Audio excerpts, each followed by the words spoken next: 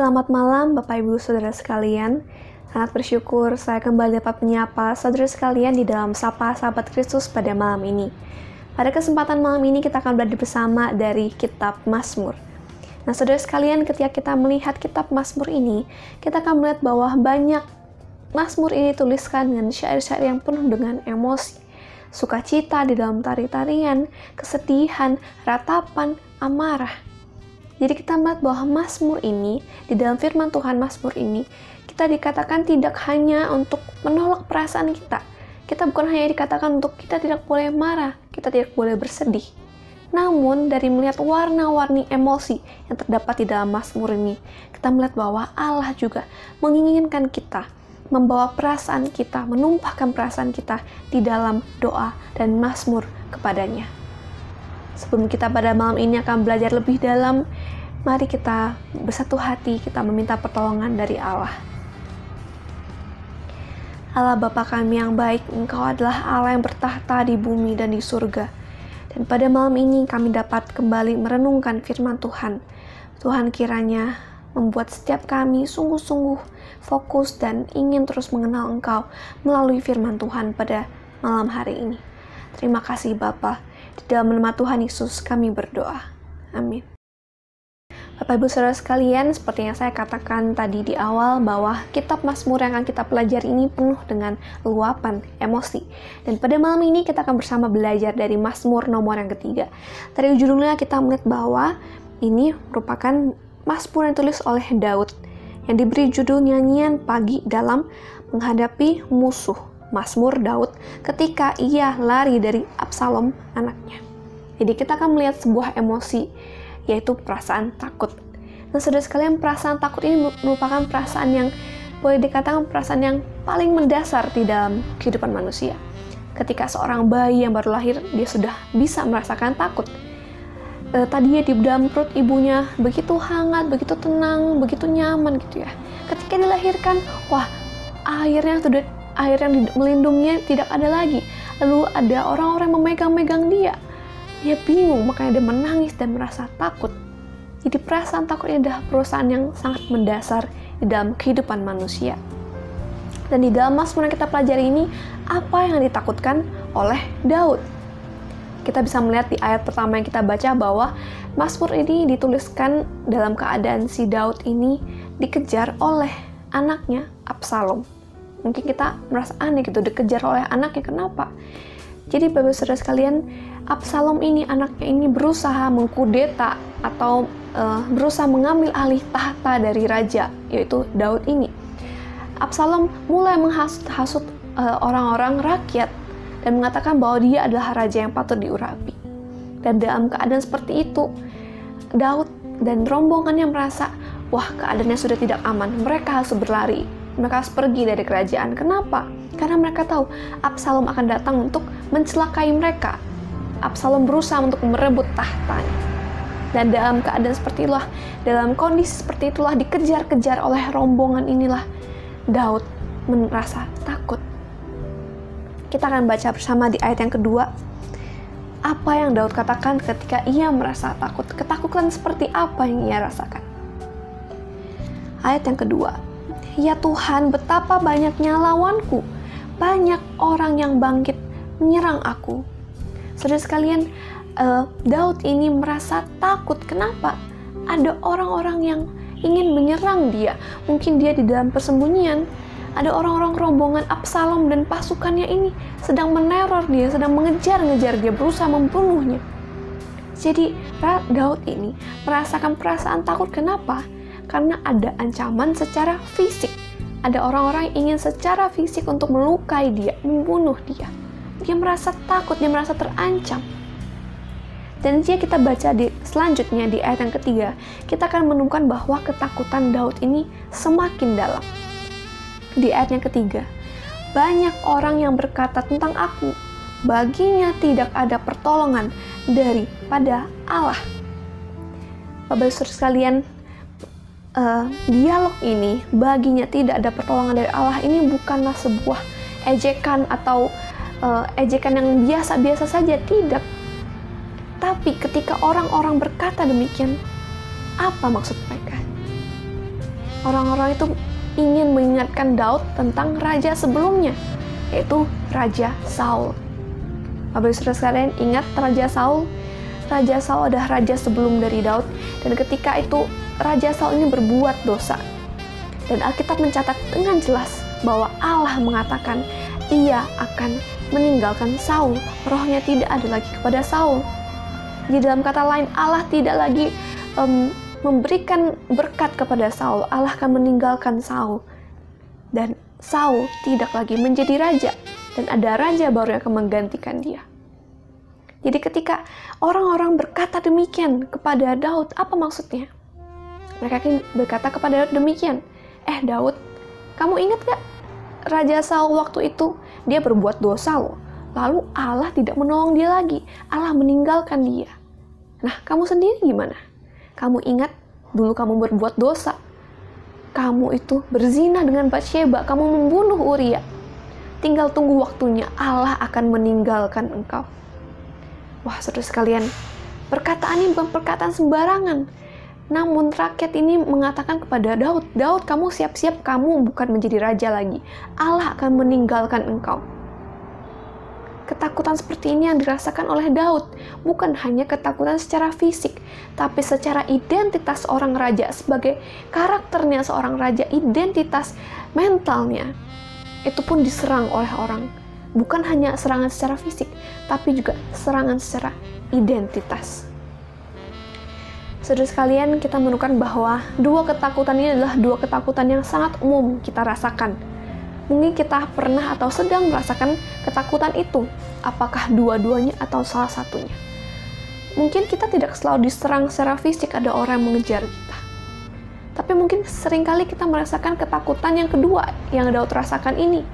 Ketakutan diancam identitasnya, mental kita, karakter kita diancam oleh orang.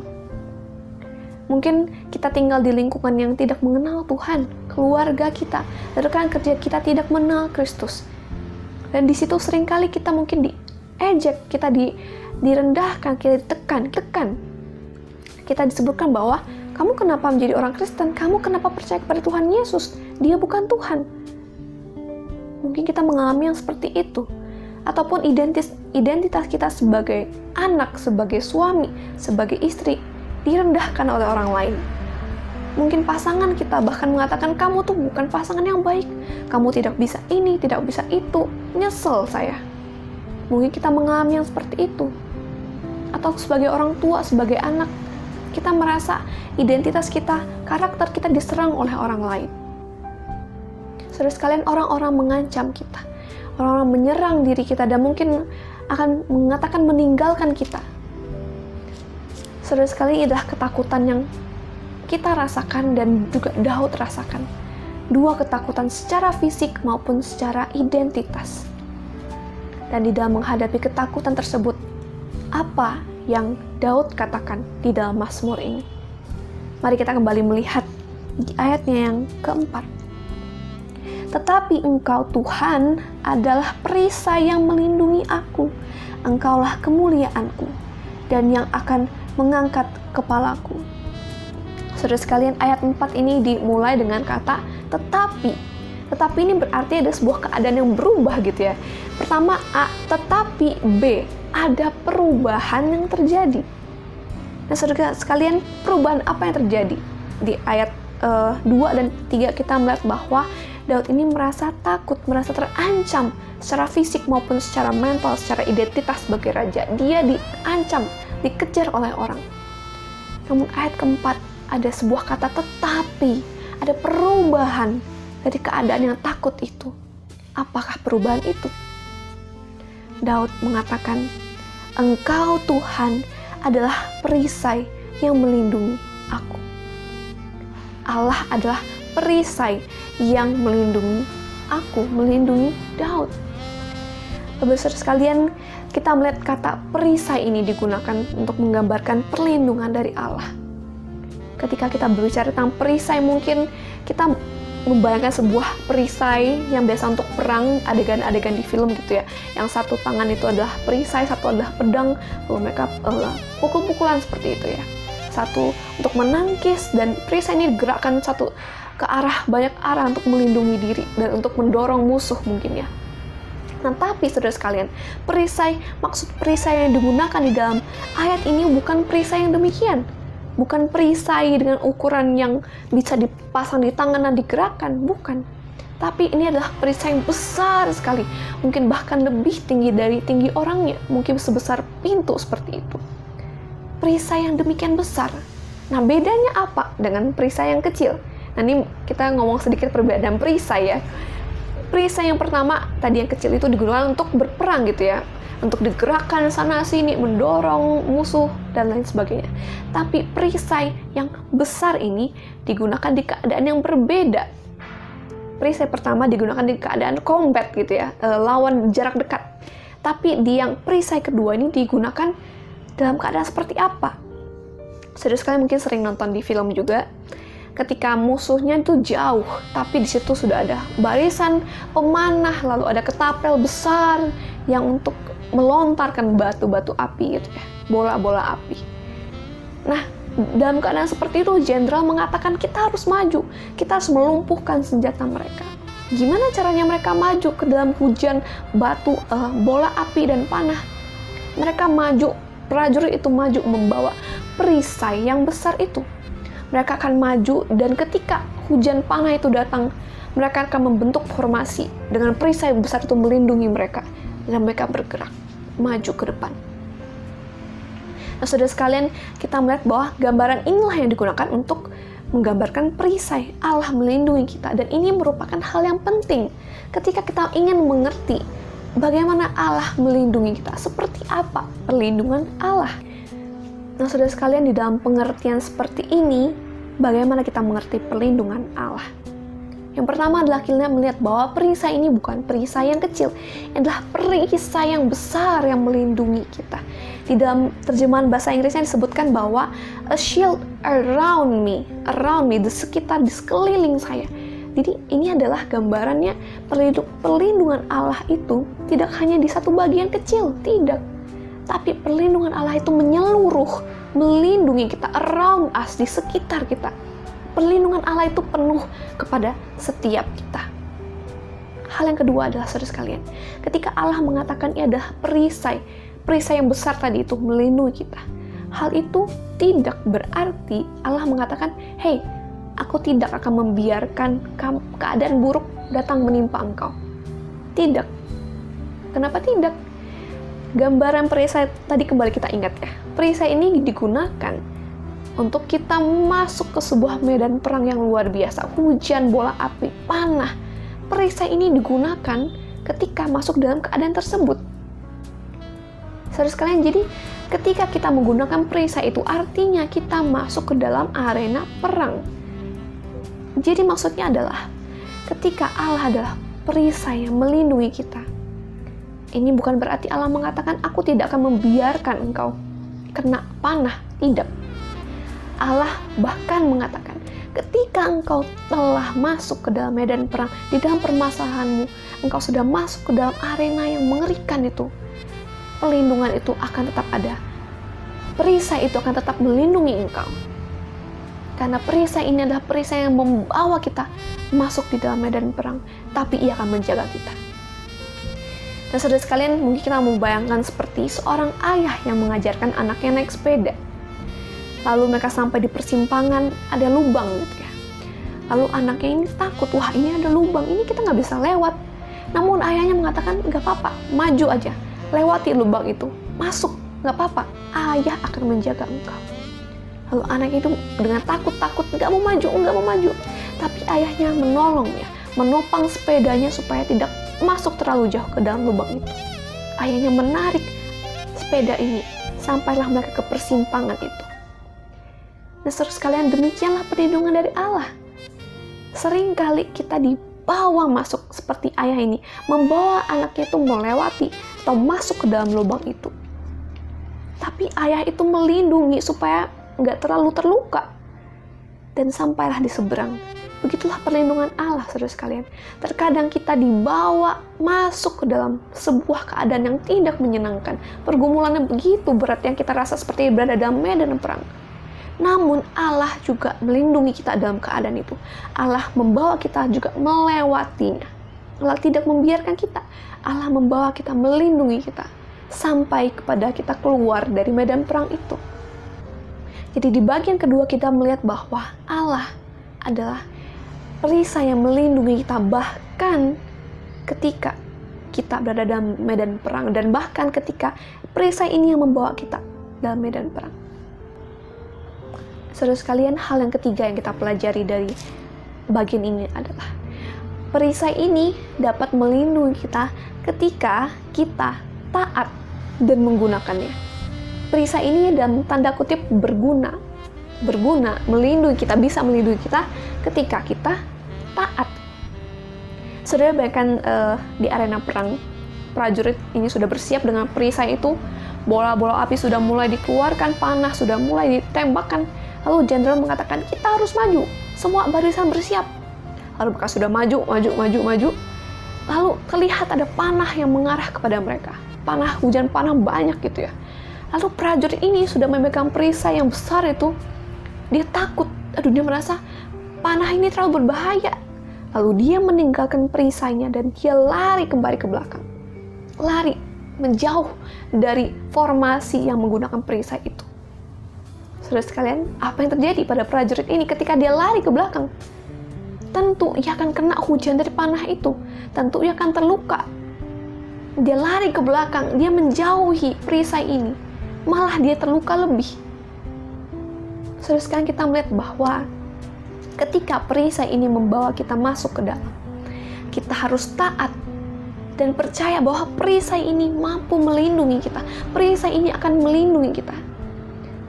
Dan ketika kita tidak percaya, kita tidak taat, berdiri di sana di balik perisai itu, kita memilih untuk lari ke belakang, kita akan lebih terluka. Dari bagian ini kita melihat bahwa, saudara sekalian, seringkali Allah mengizinkan sesuatu hal yang tidak menyenangkan terjadi kepada kita. Seringkali Allah seperti menarik kita masuk di dalam medan perang. Namun perisainya ada melindungi kita. Tapi ketika kita lari, ketika kita menjauh, kita mengatakan, Allah, aku tidak mau berada di sini. Aku tidak mau berada di pergumulan masalah ini. Kita lari ke belakang.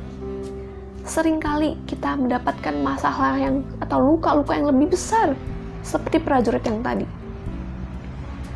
Saudara sekalian, kita sering menemukan bahwa seringkali Allah mengizinkan hal-hal buruk terjadi kepada kita supaya melindungi kita dari sebuah terluka yang lebih besar.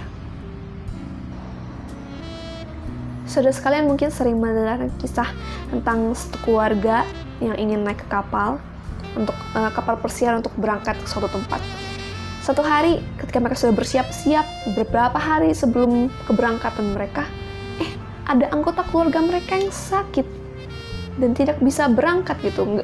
Ada larangan, nggak boleh ini sakit ini untuk naik ke kapal berlayar gitu ya. Akhirnya sekeluarga ini membatalkan rencana mereka, sudah packing, sudah beli tiket, akhirnya semuanya hangus, tidak bisa di-refund, nggak bisa dibalikin duitnya. Lalu kapal ini akhirnya udah berangkat sesuai jadwal. Dan kemudian ternyata kapal ini karam, saudara sekalian. Melihat kejadian ini, saudara sekalian, kita melihat bahwa ketika Allah mengizinkan keluarga ini untuk sakit dan tidak bisa naik ke kapal itu, tidak bisa bepergian, Allah seperti mengizinkan hal buruk terjadi kan. Sepertinya Allah membiarkan keluarganya sakit, membiarkan rencananya semua gagal, membiarkan semua tiket-tiketnya hangus.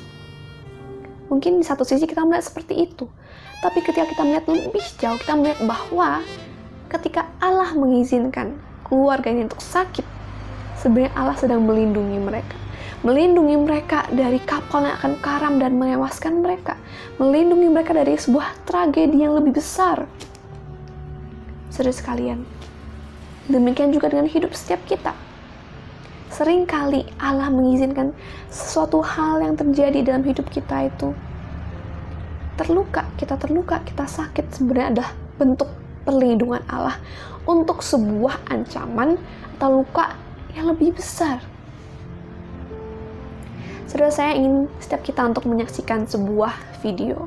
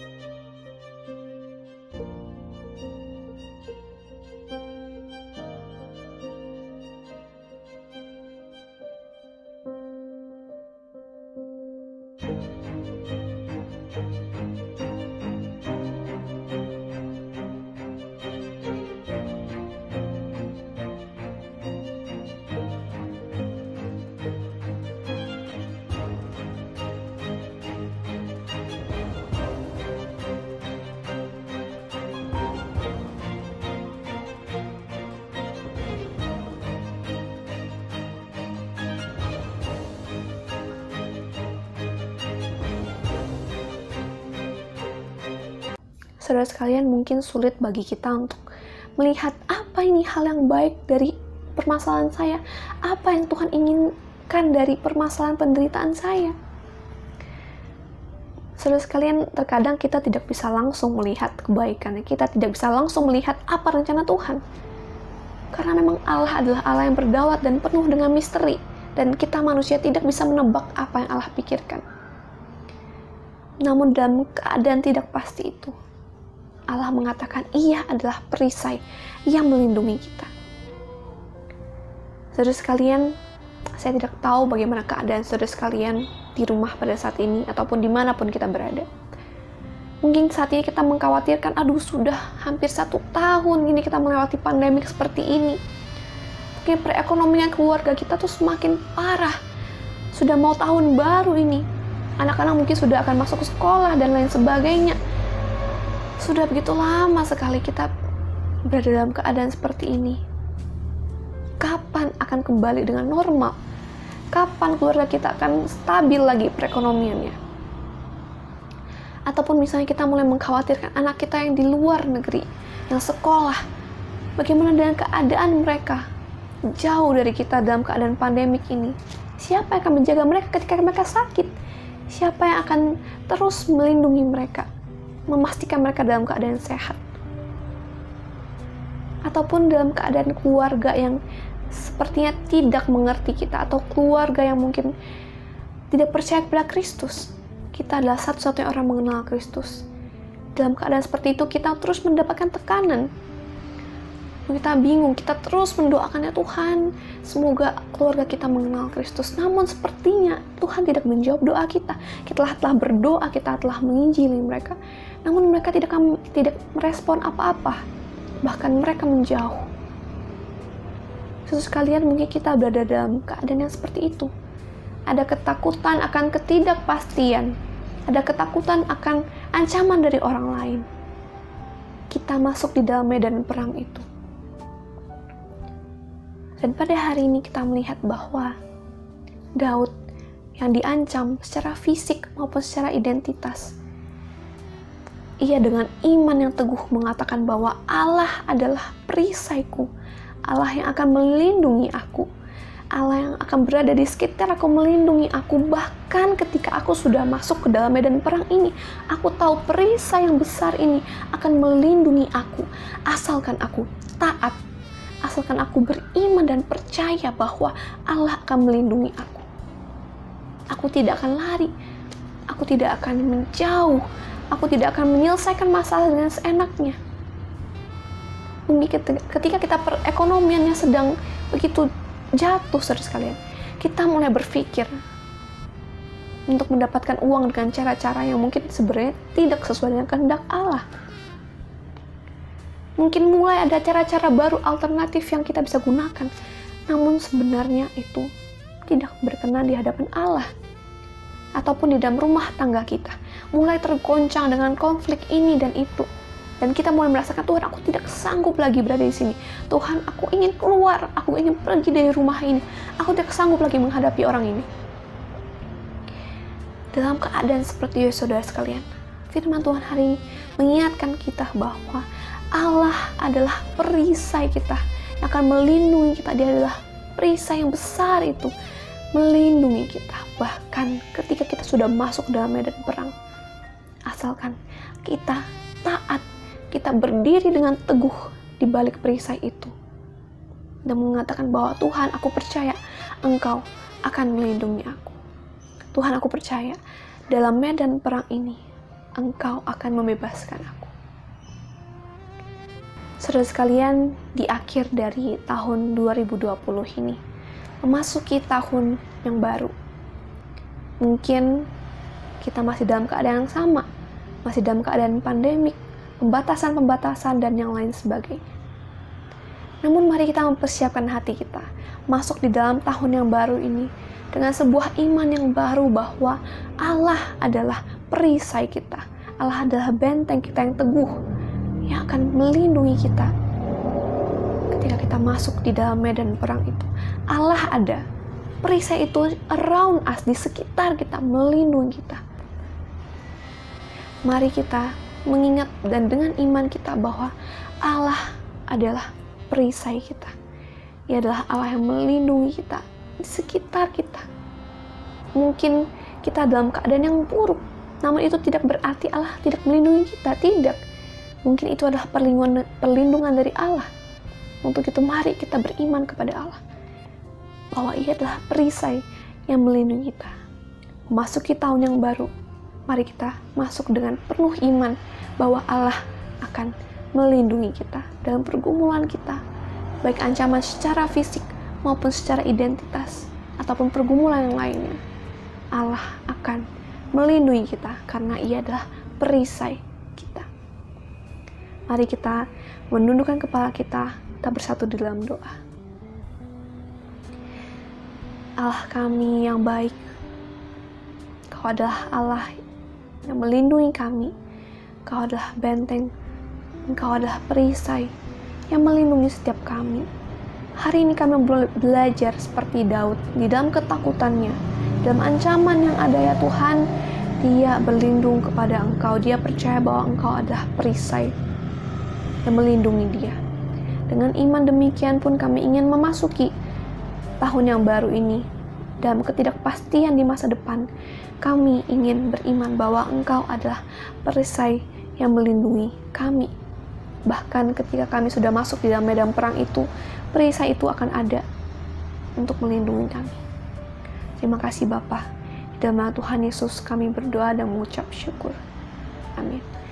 Saudara sekalian, pada malam ini juga saya ingin mengajak kita untuk berdoa untuk beberapa hal. Yang pertama, mari kita berdoa terus untuk bangsa dan negara kita. Setiap pemerintahan, baik secara daerah maupun pusat, dan mungkin persiapan vaksin-vaksin yang ada, protokol dan lain sebagainya. Kita berdoa kiranya kuasa Tuhan yang bekerja dan setiap pemimpin diberikan hikmat untuk membuat keputusan yang sungguh-sungguh untuk melindungi rakyat, bukan untuk kepentingan sendiri. Mari kita berdoa untuk pemerintahan kita.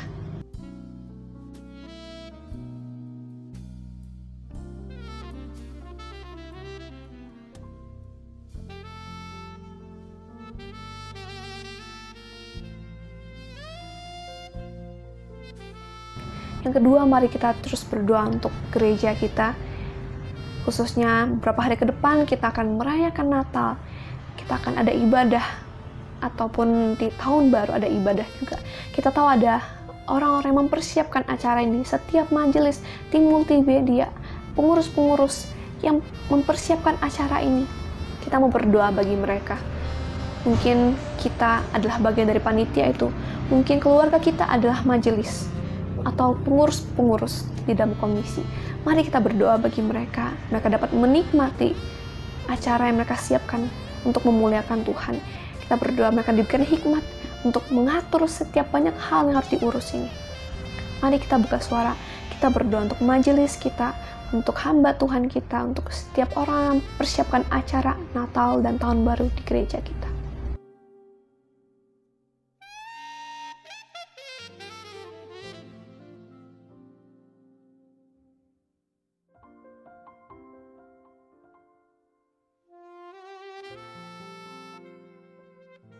Yang ketiga, saya mengajak setiap kita untuk berdoa untuk kelompok kecil kita.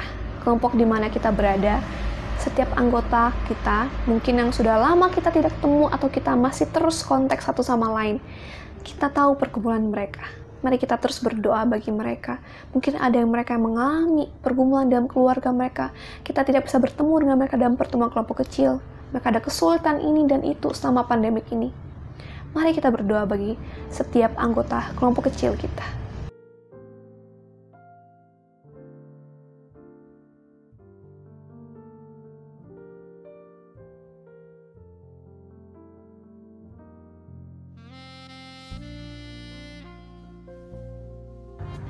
Tuhan, Engkau adalah Allah yang berdaulat. Engkau adalah pelindung kami, perisai kami. Kami telah memanjatkan doa-doa kami kepada Engkau dengan permohonan kami. Namun kami tahu ya Tuhan, rencana Tuhan seringkali mungkin tidak seperti apa yang kami inginkan. Untuk itu ya Tuhan, kami berdoa kiranya Engkau memberikan kami hikmat, berikan kami hati yang terus memandang kepada rencana Engkau. dan berserah ketika Engkau menjawab doa kami, tidak seperti apa yang kami harapkan. Karena kami tahu Engkau lebih tahu yang terbaik. Terima kasih Tuhan, inilah perenungan kami pada hari ini, dan kami mau terus belajar dari firman Tuhan dan terus beribadah kepada Engkau, Allah yang benar itu. Terima kasih Bapa, di dalam nama Tuhan Yesus kami bersyukur dan kami berdoa. Amin. Saudara sekalian, demikianlah sapa sahabat Kristus kita pada malam ini. Biarlah firman Tuhan yang sederhana hari ini dapat terus menguatkan iman kita, masuki tahun yang baru. Dan juga terus setiap kita, di dalam keadaan apapun, terus rindu belajar firman Tuhan melalui sapa sahabat Kristus ataupun melalui setiap ibadah yang kita ikuti. Dan kita dapat bertumbuh semakin mengenal Tuhan, Allah perisai kita. Selamat malam, Tuhan Yesus memberkati.